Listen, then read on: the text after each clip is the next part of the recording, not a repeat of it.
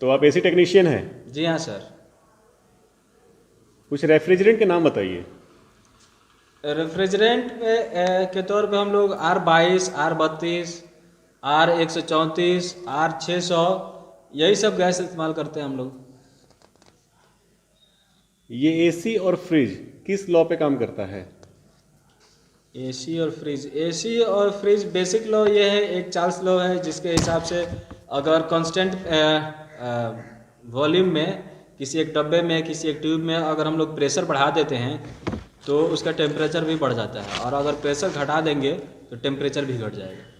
ठीक है, तो ये एक बेसिक लॉ है। दूसरा लॉ है कि हीट का जो ट्रांसफॉर्मेशन होता है ये हमेशा हाई टेम्परेचर वाले डिवाइस सिस्टम से लो टेम्परेचर वाले सिस्टम की तरफ ऑटोमेटिक फ्लो होता है। अगर आपको लो टेम्परेचर वाले हीट को ऑब्जर्व खींच के हाई लेवल टेम्परेचर में डिवाइस में उसको डालना है तो आपको एक एक्सटर्नल डिवाइस लगाना पड़ता है। यही बेसिक लॉ है थर्मोडायनेमिक्स का, चलिए, बहुत जिस अच्छा। पे ये फ्रिज और एसी काम करता है। ठीक। कंप्रेसर क्या होता है? जी, कंप्रेसर एक डिवाइस है जो लो प्रेशर के गैस को हाई लेवल प्रेशर के गैस में चेंज कर देता है। जी, कंप्रेसर का एसी में क्या काम है? कंप्रेसर एसी में ये इवेपोरेटर से गैस को सक करता है और खींच के और कंडेंसर में इसको कंप्रेस कर देता है। बस इसका बेसिक यही काम है। और प्रेशर कम होने की वजह से इवेपोरेटर का जो टेम्परेचर है वो भी कम हो जाता है, और कंडेंसर में प्रेशर हाई होने की वजह से इसका टेम्परेचर हाई हो जाता है। ठीक। जी इसमें डिस्चार्ज लाइन क्या होती है? जी, जो कंप्रेसर से जो रेफ्रिजरेंट निकलता है और वो जाता है कंडेंसर में, तो इन दोनों के बीच में जो पाइप लगा रहता है उसी को हम लोग डिस्चार्ज लाइन बोलते हैं। इसमें बताइए तो डिस्चार्ज लाइन कहाँ पे लगा हुआ है? ये वाला पाइप है जो निकला हुआ है कंप्रेसर से और इस कंडेंसर में गया है, ये वाला पाइप, इसी को हम लोग डिस्चार्ज लाइन बोलते हैं। ओके, तो डिस्चार्ज लाइन में कितना टेम्परेचर होता है? जी, डिस्चार्ज लाइन में लगभग 80 डिग्री से 95 डिग्री सेल्सियस के बीच में टेम्परेचर आता है। चलिए, ठीक। कंडेंसर क्या होता है? जी, कंडेंसर एक डिवाइस है जिसमें रेफ्रिजरेंट गैस में वेपर के फॉर्म में इंटर करता है और लिक्विड बन के उधर से आउटपुट इसका निकलता है। तो कंडेंसर का काम यही है कि वो वेपर के रेफ्रिजरेंट को लिक्विड में कन्वर्ट करने का। चलिए, कंडेंसर में कितना प्रेशर और टेम्परेचर होता है? कंडेंसर में अगर प्रेशर तो हर गैस का अलग अलग हो जाता है। अलग अलग गैस है तो उसका प्रेशर, हमारा मेन मकसद रहता है इसको टेम्परेचर को कंट्रोल करना। और अगर सिर्फ एक R22 का एग्जांपल के तौर पे लिया जाएगा तो R22 का जो प्रेशर रहता है ये 240 से 280 PSIG के आसपास रहता है, और टेम्परेचर जो है 40 to 50 डिग्री सेल्सियस के बीच में इसका टेम्परेचर रहता है। अच्छा, इसमें बताइए कंडेंसर कहाँ पे है? ये वाला कंडेंसर है सर, ये जो पूरा ये जो होल ये सिस्टम है ये कंडेंसर है। चलिए, ठीक। अच्छा, ये बताइए इसके बारे में आप जानते हैं कुछ? जी हाँ सर, ये तो सिलिका जेल है, ये लिक्विड लाइन में इसको लगाया जाता है। ये अगर कोई रेफ्रिजरेंट के साथ कोई अदर गैस मिक्स हो गया है, कुछ अशुद्धियाँ उसमें चली गई हैं, तो इसको ऑब्जर्व कर लेता है, इसको सोख लेता है और इसको आगे नहीं जाने देता है। इस तरह से हमारा जो एसी है वो बढ़िया परफॉर्मेंस से पे काम करता है। अच्छा, इवेपोरेटर में कितना प्रेशर और टेम्परेचर होता है? जैसे कि सर मैं बताया, प्रेशर का तो फिक्स नहीं है, हर गैस का अलग अलग प्रेशर हो जाता है। अगर R22 गैस का बात किया जाए तो इसमें 68 से 70 PSIG के आसपास इसमें प्रेशर आता है, और टेम्परेचर 4.4 डिग्री सेल्सियस से 5 डिग्री सेल्सियस के बीच में रखना होता है। इवेपोरेटर में यही प्रेशर और टेम्परेचर रहता है। ओके, आपने बोला कि कंडेंसर में हम 40 से 50 डिग्री सेल्सियस टेम्परेचर रखते हैं, और अगर हम उसको बढ़ाकर 50 to 60 डिग्री सेल्सियस कर दें तो क्या फ़र्क होगा?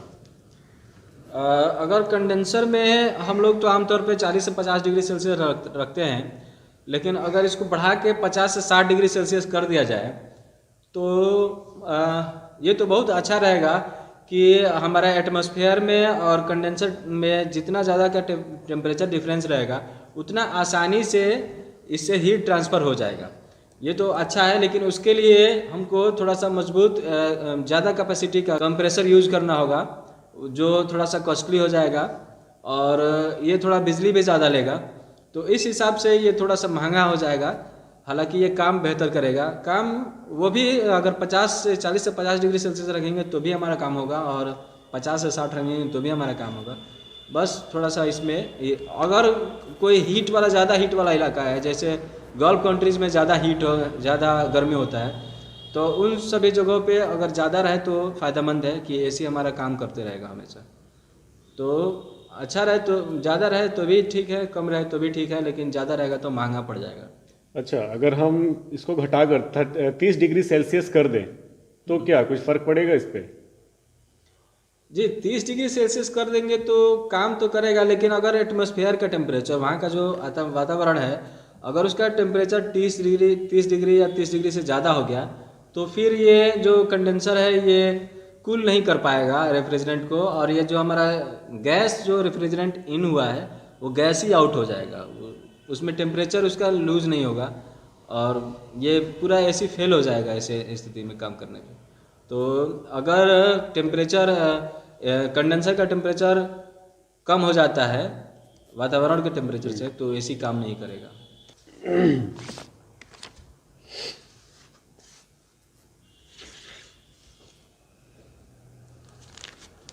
ये क्या है और इसका एसी में क्या काम हो सकता है? ये तो कैपिलरी ट्यूब है सर। इसको हम लोग कनेक्ट करते हैं। इसका जो आउटपुट निकलता है, ये कंडेंसर का जो आउटपुट निकलता है वो सीधा इवोपरेटर में जाता है। तो निकलते में जब इससे आउटपुट जो निकलता है वो लगभग 40 डिग्री सेल्सियस के आसपास रहता है। अगर यही चला जाएगा इवोपरेटर में तो हमारा काम नहीं बनेगा, क्योंकि उधर तो टेम्परेचर कम रखना है। तो ऐसे में क्या करते हैं हम लोग कि ये कैपिलरी ट्यूब इस्तेमाल करते हैं। तो कैपिलरी ट्यूब बहुत पतला होता है और लंबा होता है, लगभग 1.5 मीटर। तो ऐसी स्थिति में जब इससे रेफ्रिजरेंट 40 डिग्री सेल्सियस के पास इन करता है तो इसमें बहुत आसानी से फ्लो नहीं हो पाता है, बहुत पतला रहता है, जिसकी वजह से रेफ्रिजरेंट का प्रेशर बहुत कम हो जाता है। और प्रेशर कम होने की वजह से टेम्परेचर भी कम हो जाता है। कैपिलरी ट्यूब में गैस लगभग 40 डिग्री सेल्सियस के आसपास इन करता है और जो इससे आउट होता है ये 4.4 डिग्री सेल्सियस 5 डिग्री सेल्सियस के आसपास आउट होता है और वो सीधे चला जाता है इवोपरेटर में। एसी को पूरा फंक्शन करने के लिए ये बहुत इम्पोर्टेंट पार्ट है। ओके, तो डिग्री सेल्सियस को फ़ारेनहाइट में कैसे बदलते हैं? डिग्री सेल्सियस को फ़ारेनहाइट में बदलने के लिए डिग्री सेल्सियस में 1.8 से गुणा करेंगे, जो हमारा रिजल्ट आएगा उसमें फिर से 32 ऐड कर देंगे। तो अब जो फाइनल रिजल्ट आएगा वो ही होगा हमारा फ़ारेनहाइट में उसका टेम्परेचर। ओके, तो 4.4 डिग्री सेल्सियस को फ़ारेनहाइट में बदल कर बताइए। ये तो हम लोग यूज करते हैं, तो ये तो याद है सर, ये इवोपरेटर का ये टेम्परेचर आता है 4.4 डिग्री सेल्सियस। तो उसमें अगर हम लोग बात करेंगे तो ये लगभग 40 फ़ारेनहाइट के आसपास ये टेम्परेचर आता है। इसमें एक्सपेंशन वाल्व कहाँ पे लगा हुआ है? एक्सपेंशन वाल्व सर ये तो 1 टन का एसी है और इसमें एक्सपेंशन वाल्व नहीं लगा रहता है। ये 3 टन या 3 टन से ज़्यादा का अगर एसी है उसमें एक्सपेंशन वाल्व लगा रहता है, इसमें नहीं लगता, इसमें नहीं है। ओके, इवेपोरेटर पर बर्फ क्यों जमता है? जी, इवेपोरेटर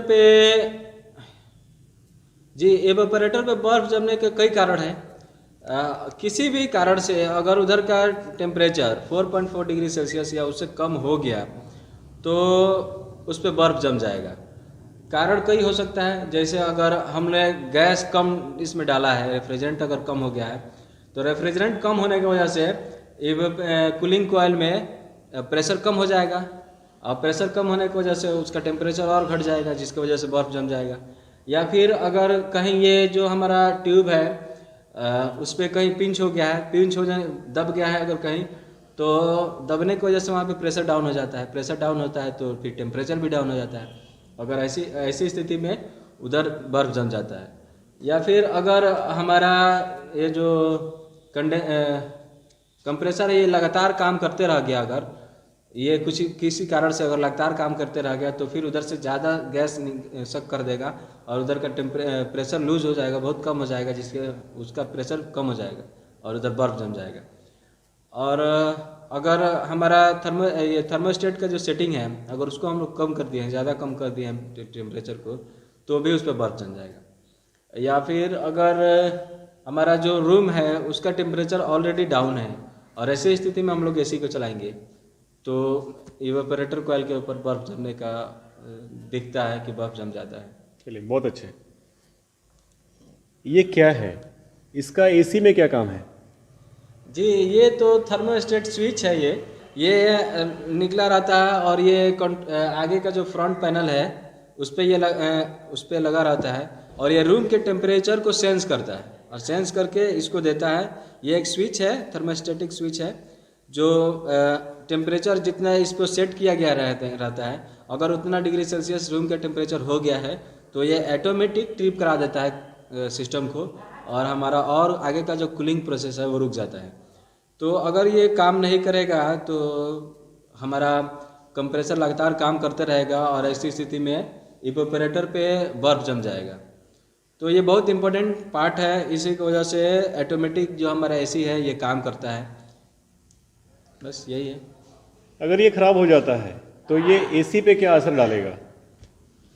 जी, अगर ये ख़राब हो जाएगा तो ये तो पहले तो बात की ये ट्रिप नहीं कराएगा एसी को, कंप्रेसर को ट्रिप नहीं कराएगा तो कंप्रेसर लगातार चलते रहेगा। इससे प्रॉब्लम होगा कि पहले तो बिजली ज़्यादा उठेगा और उसके बाद इवेपोरेटर कॉइल पे बर्फ जम जाएगा और जितना हमारा ज़रूरत का जितना टेम्परेचर है उतना टेम्परेचर नहीं होगा। तो जो हमारा काम है जितना डिग्री सेल्सियस पर हमने सेट किया है उतना पे नहीं होगा तो फिर एसी हमारे लिए फ़ायदेमंद नहीं है। तो एक तरह से कह सकते हैं कि ये अगर काम नहीं करता है किसी भी कारण से तो ये ठीक नहीं रहेगा। ठीक है। अगर एक छोटे से रूम को हम फ्रिज के द्वारा ठंडा करना चाहें तो क्या वो ठंडा हो सकता है? मतलब ये कि एक छोटा सा रूम है और उसमें फ्रिज रखा हुआ है जिसको हम दरवाज़ा खोल दें हाँ, और छोड़ दें ऐसे ही, बिल्कुल। तो काम करेगा? देखिए सर, पहली बात तो ये कि ये जो पूरा सिस्टम है फ्रिज का वो काम करता है। तो फ्रिज अपने अंदर के वातावरण को तो ठंडा करता है, तो ठंडा करता है, इसके बदले में जो फ्रिज के अंदर का जो टेम्परेचर हीट रहता है उसको निकाल के और उसके बाहर फ्रिज के बाहर पीछे साइड में कंडेंसर लगा रहता है, उसके द्वारा वो रिलीज करता है वातावरण में। तो वो तो रूम में ऑलरेडी रूम में फ्रिज है, तो जब कंडेंसर में जाएगा वो हीट, तो जब हीट रिलीज होगा तो वो तो हीट भी घूम के फिर से रूम में आएगा। तो एक तरह से बोले तो फ्रिज क्या काम करता है कि एक तरफ से हीट लेगा और दूसरी तरफ से रूम में ही फिर छोड़ देगा। तो इस तरह से तो कभी भी उम्मीद नहीं किया जा सकता है कि फ्रिज वो पूरा रूम को ठंडा कर पाएगा। और दूसरी बात कि इसको करने के लिए वो लगातार वो काम करेगा, उसका कंप्रेसर लगातार चलेगा, जिससे कंप्रेसर तो पक्का ख़राब हो जाएगा। तो यही है कि अगर 2 दिन भी हम लोग खोल के छोड़ देते हैं तो फ्रिज ठंडा नहीं कर पाएगा रूम को, यही है। ठीक है, तो एसी का पूरा एक कंप्लीट साइकिल बताइए, कैसे काम करता है एसी? जी देखिए सर, एसी जो है ये इसमें मेन पार्ट्स जो होते हैं ये है हमारा कंडेंसर कॉइल, कंडेंसर है ये इधर सेम ऐसे ही लगा हुआ है, ये है इवेपोरेटर, ये बीच में एक यहाँ पे लगा हुआ है कंप्रेसर और ये है एक कैपिलरी ट्यूब। देखिए ये जो कंप्रेसर है ये इवेपोरेटर से खींचता है रेफ्रिजरेंट को, इधर प्रेशर को कम कर देता है। जब इधर जैसे ही प्रेशर कम होता है तो इधर ठंडा हो जाता है और ये वाला भाग रूम में रहता है। तो ये ठंडा वाला भाग से जब पंखा से हवा इधर से ठेला जाता है इसमें बाहर रूम में, तो ये रूम में तो ठंडा हवा जाएगा। और ये वाला जो पार्ट है ये रूम के बाहर रहता है। तो जब ये खींचता है कंप्रेसर, इवेपोरेटर से खींच लेता है, जब ये ठंडा हो जाता है तो खींच के और इसमें प्रेस कर देता है गैस को, जिसकी वजह से इसका टेम्परेचर बहुत ज़्यादा हाई हो जाता है। हाई हो जाता है जब, तो यहाँ पे फैन लगा हुआ है, ये फैन जो है ये एटमॉस्फेयर से हवा लेके और इसको कूल करने का कोशिश करता है। तो इसमें रेफ्रिजरेंट यहाँ से इंटर कर रहा है और इसको कूलिंग ट्यूब के यहाँ पे लगा हुआ है, इसमें ट्यूब है ये सब। तो इसके ज़रिए जब रेफ्रिजरेंट इसमें घूमता है इधर उधर, तो ये फ़ैन जो है इसको ठंडा कर देता है। नीचे आते आते इसका टेम्परेचर बहुत डाउन हो गया रहता है और ये लिक्विड के फॉर्म में आ जाता है। और यहाँ से जब ये जाता है इधर, तो बीच में कैपिलरी ट्यूब लगा रहता है। देखिए जब कंप्रेसर इसको प्रेस करता है तो ये और ये इवेपोरेटर दोनों तो एक दूसरे से कनेक्टेड है, तो ऐसे में तो जो प्रेशर यहाँ रहेगा वो प्रेशर यहाँ हो जाना चाहिए था, लेकिन बीच में हम लोग कैपिलरी ट्यूब लगा देते हैं और ये प्रेशर इधर वाला प्रेशर को इतना आसानी से उधर जाने नहीं देता है। तो ये वाला पार्ट में बहुत ज़्यादा प्रेशर आता है, बहुत ज़्यादा टेम्परेचर आता है, और ये वाला पार्ट में बहुत कम टेम्परेचर आता है और कम प्रेशर आता है। तो यही है बेसिक कि इसको बस ये कंप्रेसर को चालू करके इधर से प्रेशर को कम किया जाए, इधर ज़्यादा किया जाए। ये अगर हो जाता है तो फिर हमारा रूम कूल हो जाएगा और हमारा काम बन जाएगा। चलिए, बहुत अच्छे। Okay, thank you sir. Okay. Okay, hello दोस्तों, कैसा लगा ये वीडियो? इस वीडियो के माध्यम से मैं कुछ इंटरव्यू के कुछ सवालों को आपके सामने रखने का कोशिश किया। इस वीडियो को बनाने का हमारा मकसद सिर्फ यही था कि अगर जो लोग ऑलरेडी काम कर रहे हैं, कहीं जॉब कर रहे हैं, तो उनको सीखने को जल्दी कुछ सीखने को मिल जाए, और जो लोग इंटरव्यू देने की तैयारी कर रहे हैं, इंटरव्यू देने जाना है, तो जल्दी से उनका कुछ क्वेश्चनों का रिवीजन हो सके। हमने ये एक जो वीडियो था, ये रियल वीडियो नहीं था, हमने इसको रिकॉर्ड किया ताकि आपको समझ में आए कि इंटरव्यू कैसे देना होता है और इंटरव्यू कैसे होता है। अगर आपको कुछ भी डाउट है इस वीडियो से रिलेटेड तो हमारे व्हाट्सएप पे मैसेज कीजिए और हम जल्द से जल्द उस क्वेश्चन को हल करने का कोशिश करेंगे। अगर आप इस तरह से और भी वीडियो चाहते हैं, ऐसे टेक्नीशियन से, फिटर से, इलेक्ट्रीशियन से रिलेटेड और भी वीडियो चाहते हैं, तो आप हमें कमेंट करके बताइए कि कौन से टॉपिक पे अगला वीडियो चाहिए आपको। हम जल्द से जल्द इस वीडियो को बनाने का कोशिश करेंगे। तो बहुत से बच्चे हमें कॉल कर रहे हैं कि आप हमें इंटरव्यू का प्रिपरेशन करा दीजिए। तो देखिए, इंटरव्यू का प्रिपरेशन के लिए कुछ नहीं होता है। जो आप जॉब कर रहे हैं, जो आप काम सीखे हैं, जो आप पढ़ाई किए हैं या जो आप किए हैं, वही इंटरव्यू में पूछा जाता है, उससे कुछ अलग नहीं पूछा जाता है। तो ठीक से अगर आप काम सीखे हैं, अगर आप जॉब कहीं किए हैं, तो आपको अलग से प्रिपरेशन का ज़रूरत नहीं है। वो ऑलरेडी आप प्रिपेयर्ड हैं। आप भरोसा से अपने आप पे भरोसा रखिए और इंटरव्यू दीजिए। उम्मीद है अच्छा करेंगे। ओके, फिर मिलते हैं अगले वीडियो में। तब तक के लिए बाय बाय।